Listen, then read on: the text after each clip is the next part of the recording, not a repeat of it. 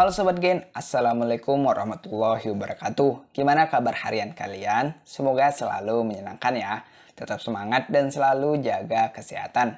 Pada kesempatan kali ini, Gen Sukses Media akan membahas kunci jawaban IPA SMP kelas 8, halaman 38-41, uji kompetensi bab 7 semester 2. Jadi ayo kita bahas bersama mengenai jawaban dari setiap pertanyaannya. Kita mulai dari soal pilihan ganda 1 sampai 10. Kita masuk ke soal pertama ya, Gen. Faktor-faktor yang mempengaruhi besarnya tekanan adalah A. Gaya tekan dan massa benda. B. Gaya tekan dan gaya gravitasi. C. Luas bidang tekan dan gaya tekan. Dan D. Luas bidang tekan dan gaya gravitasi. Untuk menjawab soal ini, kita perlu ingat konsep tentang tekanan, Gen. Nah, konsep tekanan sama dengan penyebaran gaya pada luas suatu permukaan. Sehingga apabila gaya yang diberikan pada suatu benda semakin besar, maka tekanan yang dihasilkan akan semakin besar. Sebaliknya, semakin luas permukaan suatu benda, tekanan yang dihasilkan akan semakin kecil. Kita harus ingat persamaan tekanan zat padat, yaitu P sama dengan F dibagi A. Dengan demikian, faktor yang mempengaruhi besar tekanan adalah gaya tekan dan luas permukaan tekan. Jadi jawabannya adalah C, yaitu luas bidang tekan dan gaya tekan yang mempengaruhi besarnya tekanan. Kita lanjut. Lanjut ke soal nomor 2, Gen. Sebuah alat pengangkat mobil memiliki luas penampang pengisap kecil A1 sebesar 20 cm kuadrat dan pengisap besar A2 sebesar 50 cm kuadrat. Kalian bisa perhatikan gambarnya ya, Gen. Gaya yang harus diberikan untuk mengangkat mobil 20.000 Newton adalah titik-titik N. Untuk A 2000, B 4000, C 5000, dan D 8000. Bagian untuk menjawab soal seperti ini, kita harus tahu dulu konsepnya. Nah, kalau gambar di soalnya seperti ini, maka ini termasuk dalam tekanan zat cair atau tekanan hidrostatis. Karena alat tersebut adalah alat pengangkat mobil hidrolik. Sehingga kalau berhubungan dengan tekanan hidrostatis, maka kita akan mengingat tentang hukum Pascal yang berbunyi bahwa tekanan yang diberikan oleh cairan dalam ruang tertutup selalu diteruskan ke segala arah dengan sama besar. Perhatikan, Gen, karena tekanan oleh cairan yang sama besar, maka rumusnya adalah sebagai berikut, yaitu P1 sama dengan P2 yang berarti F1 dibagi A1 sama dengan F2 dibagi A2. Untuk keterangannya sama kayak yang di nomor 1 tadi ya, bedanya di sini ada keterangan untuk yang luas penampang kecil atau disimbolkan dengan 1 dan keterangan luas penampang yang besar disimbolkan dengan 2. Itu bedanya ya. Oke, dari sini kita bisa tulis yang diketahui, ditanya, dan dijawab karena ini soal perhitungan ya. Jadi kita tulis dulu yang diketahui. Untuk A1 adalah 20 cm kuadrat. Ini luas penampang kecil. Untuk A2 50 cm kuadrat. Ini luas penampang besar. Kemudian F2 tadi, gaya pada penampang 2 itu adalah 20.000 Newton. Ini yang tepat di bawahnya mobil itu ya, yang digambar. Nah, ditanya F1, gaya pada penampang 1 sama dengan berapa Newton. Ini adalah penampang yang ibaratnya kita tekan. Nah, kita langsung jawab saja. Bagian kita gunakan persamaan rumus tadi, lalu kita masukkan nilai yang diketahui sehingga didapat perhitungan sebagai berikut. Perhatikan, tadi kan rumusnya F1 dibagi A1 sama dengan F2 dibagi A2. Kita masukkan F1 kita tetap tulis karena ini yang kita cari. Kemudian F1 dibagi 20 sama dengan 20.000 dibagi 50. Menghasilkan F1 dikali 50 dan 20 dikali 20.000. Ini konsep kali silang ya. Kemudian F1 sama dengan 400.000 dibagi 50. 50-nya dari mana? 50-nya dari yang F1 tadi. Kita pindah ruaskan ya, sehingga ini dibagi. Nah, hasilnya sama dengan 8.000 Newton untuk F1-nya. Jadi, gaya yang harus diberikan untuk mengangkat mobil sebesar 20.000 Newton tadi adalah sebesar 8.000 Newton. Ini gaya yang harus kita berikan adalah 8.000 Newton. Jadi jawabannya adalah D. Kita lanjut ke soal berikutnya. Masuk ke soal nomor 3. Upaya yang dapat dilakukan untuk mendapatkan tekanan yang besar adalah A. Mengurangi gaya tekan dan memperbesar luas bidang. B. Mengurangi gaya tekan dan memperkecil luas bidang. C. Meningkatkan gaya tekan dan memperbesar luas bidang. Dan D. Meningkatkan gaya tekan dan memperkecil luas bidang. Bagian, sekali lagi kita harus ingat rumus atau persamaan tentang tekanan ya, supaya mudah jawab soal ini. Perhatikan, rumusnya seperti biasa tadi tidak berubah, yaitu F sama dengan F dibagi A. Dengan keterangan yaitu P tadi tekanan, F adalah gaya, dan A atau luas bidang atau luas permukaan ya. Jadi dari rumus ini kita akan tahu bahwa tekanan ini berbanding lurus dengan gaya dan berbanding terbalik dengan luas benda atau luas bidang yang bersentuhan. Sehingga untuk mendapatkan tekanan yang besar, kita dapat melakukan dua cara atau upaya sesuai rumus ini gen, yaitu sebagai berikut. Pertama, memperkecil permukaan bidang sentuh. Kedua, memperbesar gaya berat atau gaya dorong. Ini untuk dua cara atau upaya yang bisa kita lakukan. Jadi, upaya yang dapat kita lakukan untuk mendapatkan tekanan yang besar adalah memperbesar gaya atau memperkecil luas bidang yang bersentuhan. Ini jadi jawabannya yang D ya, gen. Oke, kita lanjut ke soal berikutnya. Masuk ke soal nomor 4, gen. Seorang penyelam menyelam dengan kedalaman 3 meter. Massa jenis air 1000 kg per meter kubik. Konstanta gravitasi pada tempat tersebut adalah 10 Newton per kilogram.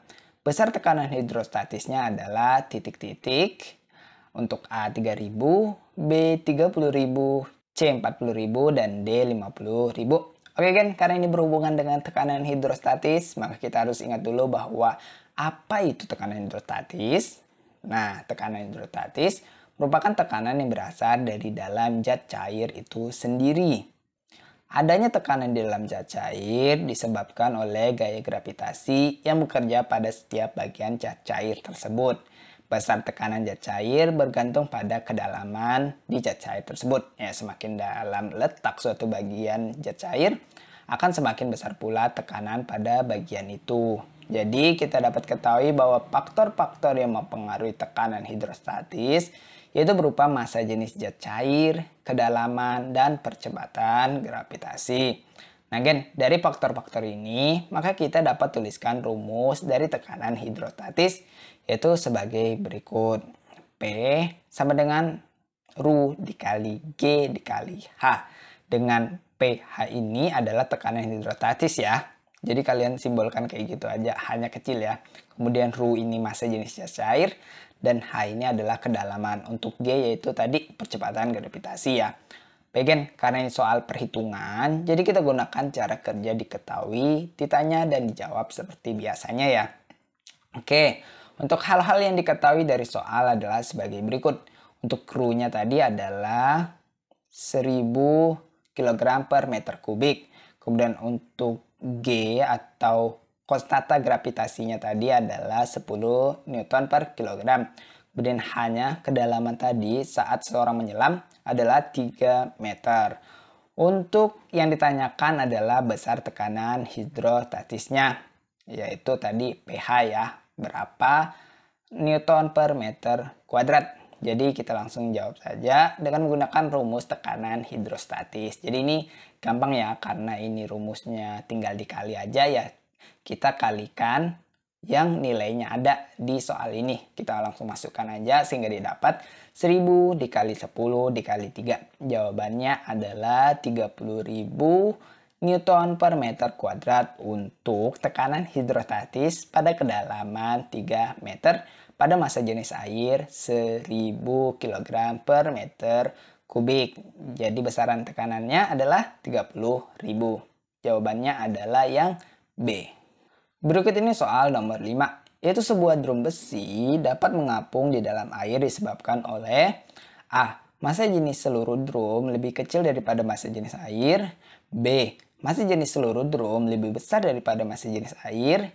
C. Massa jenis bahan pembuat drum lebih kecil daripada massa jenis air. Dan D. Massa jenis bahan pembuat drum lebih besar daripada massa jenis air. Bagian untuk menjawab soal ini kita harus ingat tentang hukum Archimedes yang tentu telah kita pelajari. Nah, berkaitan dengan hukum Archimedes tersebut, saat benda dimasukkan ke dalam zat cair, ada 3 kemungkinan yang terjadi.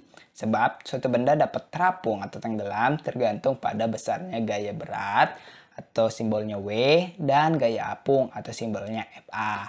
Oke ya, ada 3, perhatikan. Pertama, benda terapung. Jika gaya apung maksimum lebih besar daripada gaya berat, maka benda akan terapung. Kemudian benda tenggelam. Jika gaya apung maksimum lebih kecil daripada gaya berat, maka benda akan tenggelam. Dan ketiga, jika gaya apung maksimum sama dengan berat benda, maka benda akan melayang. Gaya apung maksimum adalah gaya apung jika seluruh benda berada di bawah permukaan zat cair. Perhatikan gen ya. Nah, jadi sebuah benda dalam hal ini drum besi dapat mengapung di dalam air disebabkan karena massa jenis drum lebih kecil dibandingkan dengan massa jenis air. Sehingga kali ini jawaban yang dianggap lebih tepat adalah yang A.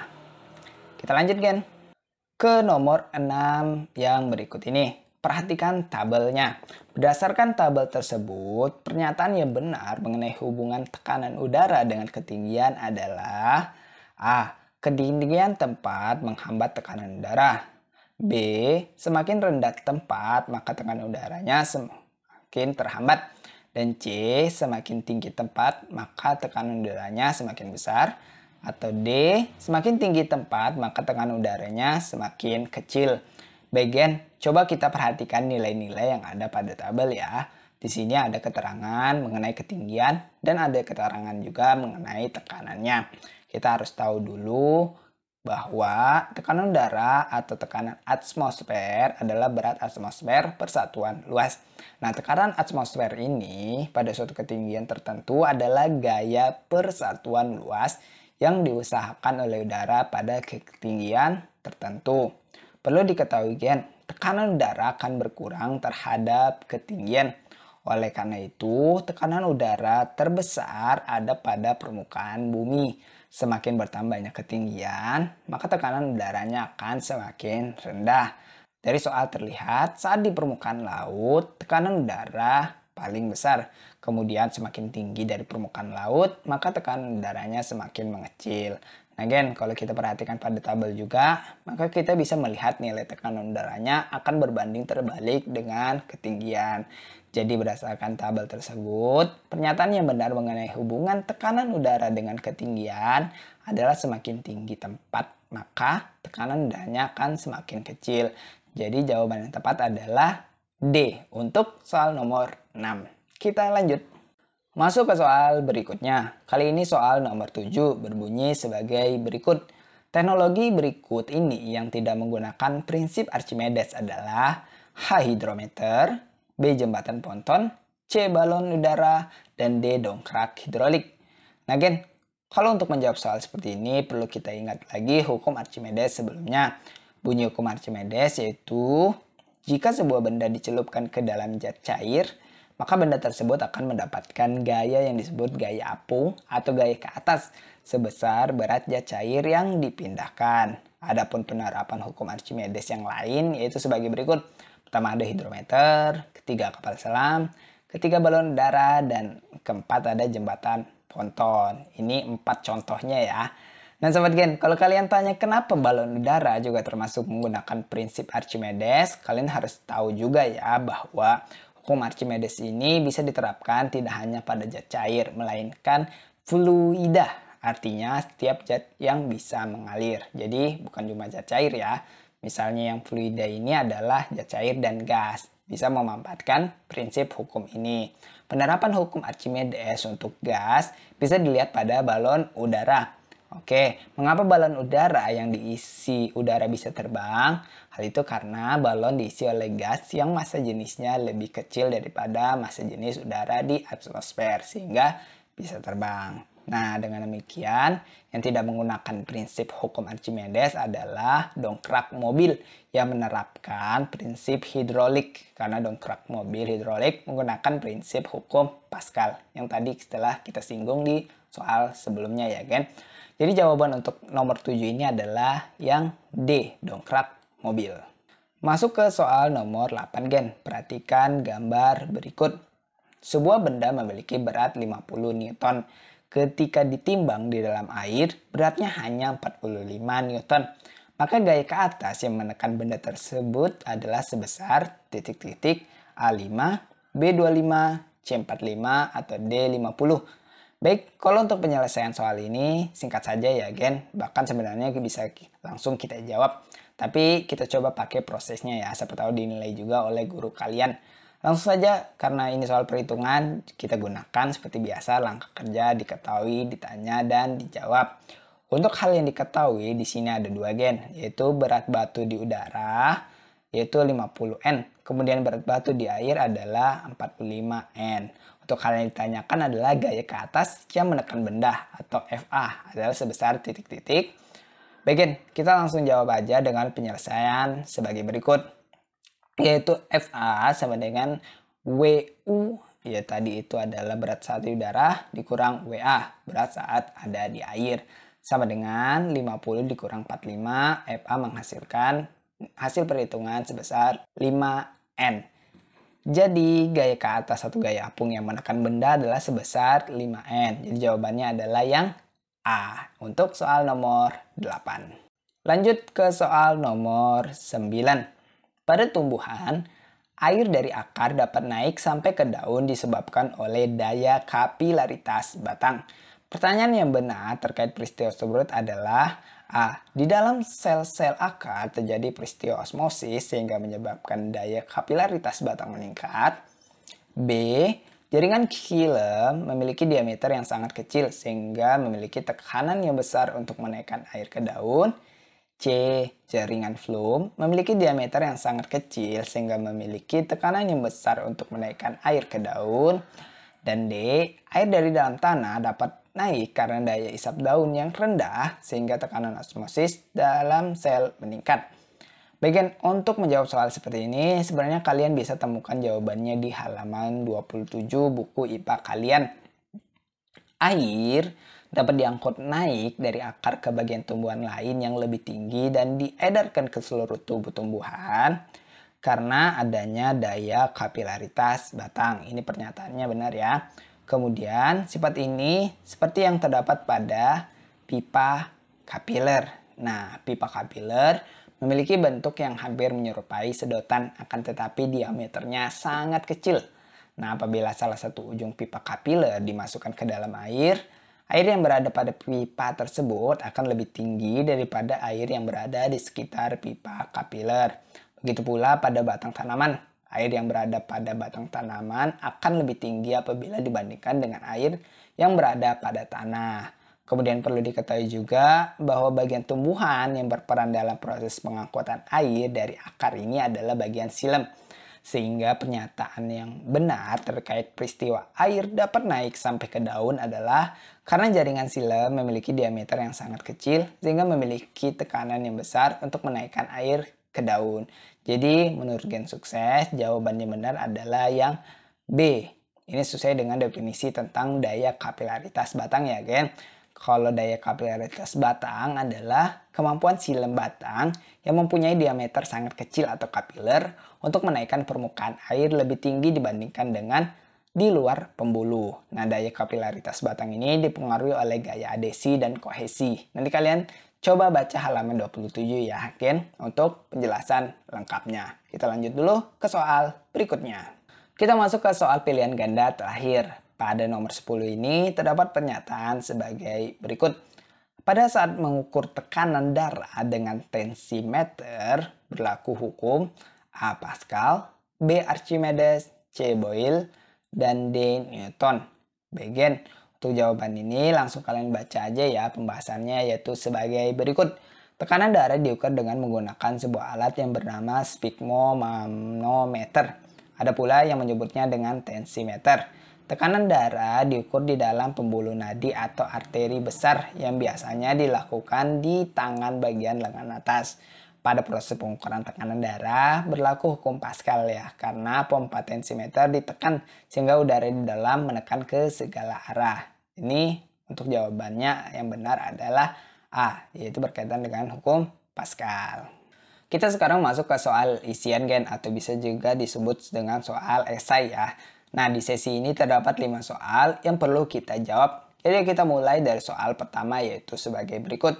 Sebuah balok memiliki panjang 12 cm, lebar 8 cm, dan tinggi 3 cm, serta berat sebesar 30 Newton. Jika balok tersebut diletakkan dengan posisi seperti gambar A, B, dan C, tentukan besar tekanan pada masing-masing posisi tersebut. Bagian di soal ini perlu kita perhatikan skema 3 jenis posisi balok pada gambar terlampir. Untuk ketiga posisi ini kita akan tentukan besar tekanannya sehingga nanti jawabannya ada 3 ya gen untuk hasil perhitungannya. Ya berarti ini termasuk soal beranak ya yang terselubung gitu karena tersembunyi gitu seolah-olah soalnya satu aja tapi nanti perlu jawabannya pembahasannya ada 3 ya. Oke kan? Karena berkaitan dengan tekanan, berarti rumus yang akan digunakan adalah P sama dengan F dibagi A. Bagian kita coba langsung jawab aja dengan langkah diketahui dan ditanya dan dijawab. Pertama, kita tulis dulu hal yang diketahui dari soal, yaitu sebagai berikut. Ada gaya berat atau F sebesar 30 Newton. Ini sama ya untuk ketiga gambar. Nah, yang berbeda di sini adalah luas area gambar ya, karena posisinya berbeda-beda. Jadi perhatikan untuk luas alas gambar yang A itu yang menyentuh tanah ya, ibaratnya permukaan lantai, itu adalah P dikali T ya. T-nya itu kan ada di atas, sebenarnya sama dengan permukaan di bawah. T-nya di bawah berhadapan kan. Nah, itu kan 12 dikali 3 sama dengan 36 cm kuadrat. Kita ubah jadi meter. Hasilnya adalah 0,0036 meter kuadrat. Kenapa harus meter kuadrat? Ya, karena ini kan hasilnya nanti tekanan kan satuannya adalah Newton per meter kuadrat. Jadi kita ubah aja duluan supaya tidak bingung nanti konversi satuannya di akhir ya. Oke. Kita lanjut lagi untuk luas alat gambar yang B itu kan yang menyentuh tanah ada T dikali L. Sehingga 3 dikali 8 sama dengan 24 cm kuadrat atau 0,0024 dalam satuan meter kuadrat. Kemudian luas alas gambar C yang bersentuhan dengan permukaan lantai itu ada L dikali P atau lebar dikali panjang sama dengan 8 dikali 12 hasilnya 96 cm kuadrat atau 0,0096 meter kuadrat. Untuk hal yang ditanyakan jelas ada 3 yaitu tekanan pada gambar A, tekanan pada gambar B, dan tekanan pada gambar C berapa besarnya dengan satuan Newton per meter kuadrat. Langsung kita jawab saja gen untuk masing-masing posisi seperti pada gambar. Perhatikan hasil perhitungannya ya. Untuk posisi yang A, kita masukkan aja nilainya tadi, yaitu F-nya kan 30 dibagi tadi luas gambar alasnya yang A adalah 0,0036. Jadi hasilnya P sama dengan 8.333,33 Newton per meter kuadrat untuk tekanan yang dihasilkan saat berada di posisi A. Saat kita dorong ya, oh ternyata besarnya segitu tekanannya. Nah, untuk posisi B, F-nya tetap 30 ya, kemudian yang berubah adalah A-nya, luas alas gambar B. Itu tadi hasil perhitungan 0,0024 sama dengan, maka dibagi aja hasilnya yaitu 12.500 Newton per meter kuadrat. Ini ternyata lebih menghasilkan tekanan yang besar ya gen, karena posisinya itu berdiri, jadi kita butuhnya energinya dikit aja, ternyata menghasilkan tekanan yang lebih besar. Kemudian untuk posisi C itu 30 dibagi 0,0096. Hasilnya adalah 3125. Nah, ini ternyata tekanannya yang dihasilkan lebih kecil di antara yang lainnya. Dengan demikian, dapat disimpulkan bahwa besarnya tekanan pada gambar A adalah 8.000 333,33, besarnya tekanan pada gambar B adalah 12.500, dan besarnya tekanan pada gambar C adalah 3.125 Newton per meter kuadrat. Ini untuk jawaban dari soal nomor 1 isian atau esai. Kita lanjut ke soal nomor 2 isian. Masih soal hitungan, kali ini soalnya adalah sebagai berikut. Sebuah dongkrak hidrolik dapat mengangkat benda dengan massa 1 ton, serta luas penampang piston pengisap besar adalah 0,2 meter kuadrat. Jika luas penampang piston pengisap kecil 0,02 meter kuadrat, serta besar percepatan gravitasi 9,8 Newton per meter kubik, berapakah gaya minimal yang harus diberikan agar dapat mengangkat benda tersebut? Baik, sebelum menjawab soal ini, kita harus paham dulu konsep tentang hidrolik ini ya. Perhatikan Gen, dongkrak hidrolik biasanya dipakai untuk mengangkat sebuah mobil saat hendak mengganti ban. Alat ini memanfaatkan dua buah silinder, yaitu silinder besar dan silinder kecil yang ada di dalamnya, atau istilah lainnya adalah piston ya, piston kecil dan piston besar. Cara kerjanya tadi yaitu saat dongkrak hidrolik ditekan, maka minyak di silinder kecil akan tertekan dan mengalir menuju silinder besar. Barulah dari tekanan ini muncul gaya yang dapat mengangkat sebuah benda atau beban yang berat. Dongkrak hidrolik ini menggunakan prinsip hukum Pascal, di mana hukum Pascal adalah sebuah hukum fisika fluida yang menjelaskan bahwa, sekali lagi kita sebutkan ya, atau tuliskan, tekanan yang diberikan pada zat cair dalam ruang tertutup dapat diteruskan ke segala arah dengan sama rata. Sehingga dengan ini berlaku persamaan berikut Gen. Tadi sudah kita kenalin yaitu P1 sama dengan P2, yaitu F1 dibagi A1 sama dengan F2 dibagi A2. Untuk keterangannya tidak ada yang berubah ya. Oke. Kita kembali ke soal, karena ini soal hitungan, jadi seperti biasa. Untuk hal yang diketahui dulu kita tulis, yaitu ada beberapa. Untuk M2 ini tadi masanya ya dari bendanya yaitu adalah 1 ton. Dan dengan juga bisa kita ubah jadi kilogram yaitu 1000 kg. Nah, untuk A2 ini luas penampang besar ya, atau luas piston yang besarnya yaitu 0,2 meter kuadrat. Kemudian yang piston kecilnya 0,02 meter kuadrat. Untuk yang G ini adalah 9,8 Newton per meter kubik. Oke Gen, karena di sini yang digunakan adalah satuan F, maka kita cari dulu nilai F yang terutama untuk F2-nya Gen, yaitu sebagai berikut. Yang paling bawah itu ya, perhatikan M2 dikali G. Sedangkan 1000 dikali 9,8 hasilnya adalah 9800 Newton. Sehingga yang ditanyakan adalah F1-nya ya Gen, karena yang ditanyakan adalah gaya minimal, sehingga ini berhubungan dengan luas penantang yang kecil atau piston yang kecil. Oke Gen, kita langsung kita jawab saja dengan menggunakan rumus tadi. Kita masukkan nilainya sehingga didapat hasil perhitungan sebagai berikut. F1 dibagi A1 sama dengan F2 dibagi A2. F1-nya yang dicari, maka kita langsung tulis saja F1 tetap dibagi 0,02 sama dengan 9800 dibagi 0,2.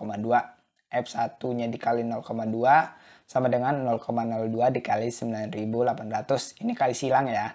Menghasilkan F1 sama dengan 196 dibagi 0,2. Maka hasilnya adalah F1 sama dengan 980 Newton. Jadi gaya minimal yang harus diberikan agar dapat mengangkat benda tersebut adalah 980 Newton. Ini untuk jawaban dari soal nomor 2 isian atau esai ini. Kita lanjut ke soal isian atau esai ketiga. Jelaskan peristiwa tekanan yang terjadi pada saat jantung memompa darah ke seluruh tubuh. Baik, kita langsung jawab saja ya, bahwa tekanan yang terdapat pada pembuluh darah memiliki prinsip kerja seperti hukum Pascal. Hal ini dikarenakan tekanan pada pembuluh darah merupakan tekanan yang berada pada ruang tertutup. Pada saat jantung memompa darah, darah akan mendapatkan dorongan sehingga mengalir melalui pembuluh darah. Saat mengalir dalam pembuluh darah, darah memberikan dorongan pada dinding pembuluh darah yang disebut dengan tekanan darah. Agar tekanan darah tetap terjaga, maka pembuluh darah harus terisi penuh oleh darah. Nah, cara pembuluh darah tersebut terus terisi penuh adalah dengan terus mengalirnya darah ini yang dipompa oleh jantung melalui proses tertentu. Peristiwa tekanan yang terjadi pada saat jantung memompa darah ke seluruh tubuh ini melibatkan dua jenis proses tekanan, berupa tekanan sistolik dan tekanan diastolik. Tekanan sistolik adalah tekanan ketika ventrikel atau bilik jantung mengalami kontraksi dan memompa darah ke seluruh tubuh. Sedangkan tekanan distolik adalah tekanan saat ventrikel atau bilik jantung mengalami relaksasi atau peregangan. Dan pada saat ini darah masuk ke ventrikel dari atrium atau serambi jantung. Sebelum kemudian darah ini dipompa saat ventrikel kembali melakukan kontraksi lagi. Oke gen, semoga bisa dipahami ya. Kita lanjut ke soal berikutnya. Masuk ke soal nomor 4. Identifikasilah hubungan antara gaya apung dan berat benda pada sebuah kapal selam ketika berada dalam keadaan A. terapung, B. melayang, dan C. tenggelam. Bagian untuk penjelasan jawaban dari soal ini sebenarnya kalian dapat temukan di halaman 15 buku IPA kalian ya. Coba Gen Sukses jelaskan lagi ya. Jadi ini tinggal Gen Sukses tulis yang ada jawabannya di soal 15. Tapi ini secara lebih singkat mungkin ya.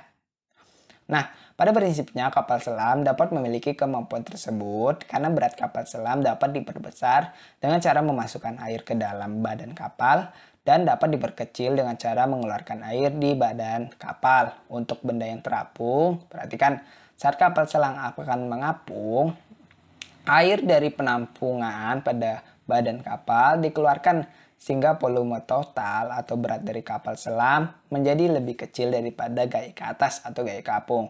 Sehingga kapal selam akan mengapung. Ini untuk simbolnya FA lebih besar daripada W. Kemudian agar tidak terus menyelam atau tenggelam pada kedalaman tertentu, air dalam badan kapal selam dikeluarkan kembali dari penampungan. Sehingga berat total dari kapal selam sama dengan gaya ke atas. Hal ini menyebabkan kapal selam dapat melayang dalam air ya. Untuk satuannya itu tadi FA sama dengan W ya. Kemudian lanjut, ketika kapal selam akan tenggelam, air laut dimasukkan ke dalam penampung dalam badan kapal. Berat total dari kapal selam akan menjadi lebih besar daripada gaya ke atas sehingga kapal selam dapat tenggelam yang disimbolkan dengan FA lebih kecil daripada W atau W-nya lebih besar daripada FA. Oke gen, semoga bisa dipahami ya untuk jawaban soal nomor 4 ini. Kita masuk ke soal terakhir gen. Jelaskan bagaimana mekanisme pengangkutan air dari akar menuju daun. Nah sobat gen, untuk jawaban lengkap dari soal ini, kalian dapat temukan di halaman 27 ya. Langsung kita jawab saja bahwa pertama-tama air diserap oleh rambut akar. Kemudian air masuk ke sel epidermis melalui proses secara osmosis. Selanjutnya, air akan melalui korteks. Nah, dari korteks, air kemudian melalui endodermis dan vesicule. Selanjutnya, air masuk ke jaringan xilem yang berada di akar. Setelah tiba di xilem akar, air akan bergerak ke xilem batang dan ke xilem daun. Tumbuhan tidak mempunyai mekanisme pemompaan cairan seperti pada jantung manusia. Lalu, bagaimanakah air dapat naik dari akar ke bagian tumbuhan lain yang lebih tinggi? Perhatikan gen. Air dapat diangkut naik dari akar ke bagian tumbuhan yang lain yang lebih tinggi dan diedarkan ke seluruh tubuh tumbuhan itu karena adanya daya kapilaritas batang. Sifat ini seperti yang terdapat pada pipa kapiler, di mana pipa kapiler memiliki bentuk yang hampir menyerupai sedotan, akan tetapi diameternya sangat kecil. Tadi sudah sempat kita bahas ya. Oke, daya kapilaritas batang dipengaruhi oleh adanya gaya kohesi dan adhesi. Selain disebabkan oleh gaya kohesi dan adhesi, naiknya air ke daun disebabkan oleh penggunaan air di bagian daun atau yang disebut dengan daya isap daun. Air dimanfaatkan oleh tumbuhan dalam proses fotosintesis. Nah sahabat gen, kalau kalian ingin tahu apa itu gaya kohesi dan adhesi, kalian bisa buka buku IPA kalian halaman 27 sampai 28 ya, di mana tempat jawaban dari soal ini berada, jawaban lengkapnya ya. Ini singkatnya aja. Sahabat gen, semoga bisa dipahami ya. Baik, demikian pembahasan kunci jawaban uji kompetensi bab 7 IPA kelas 8 semester 2. Terima kasih ya karena telah menonton sampai akhir ya. Jika dirasa video kali ini bermanfaat, mohon dukungannya ya dengan cara like dan subscribe agar Gen Sukses lebih semangat lagi buat pembahasan kunci jawaban lainnya. Sampai jumpa di postingan video berikutnya. Akhir kata terima kasih dan wassalamualaikum warahmatullahi wabarakatuh.